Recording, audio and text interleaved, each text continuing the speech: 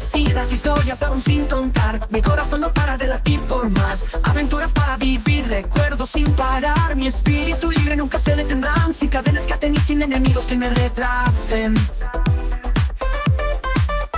Pero ahora estando en la fogata la paz llama, un calor cálido para mi alma. Mente cansada, miro las llamas, me mueve el calor. Y en este momento donde todo es calma, no sucede nada hasta que mis sueños se apoderan de mis energías, pidiendo parar mi vida viajera sin un lugar que llame casa. Pero cuando pasa, todo se detiene, mi mente se aclara, mi corazón se calma, mi mundo cambia y yo tranquilo digo hasta aquí.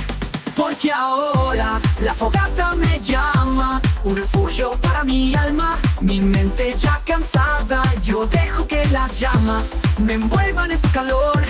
Y en este momento todo es calma y todo sigue así.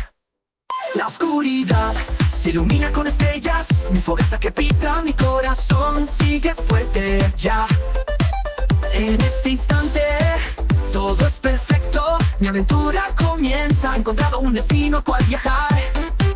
Porque ahora encuentro una aventura, después de la lluvia vendré a la mazmorra para blandir mi espada y decirle a mis enemigos: hasta aquí, salgo de las llamas, preparo mis armas, mi mente ya clara, no busca descanso, solo mi misión.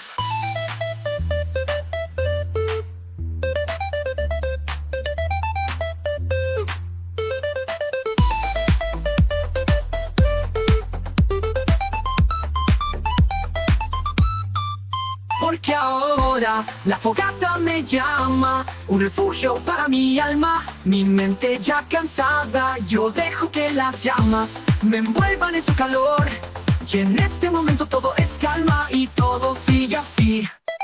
Porque ahora la fogata me llama, un refugio para mi alma. Mi mente ya cansada, yo dejo que las llamas me envuelvan en su calor.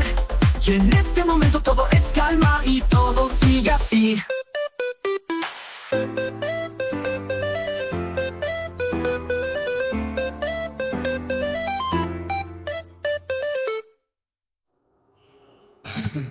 What about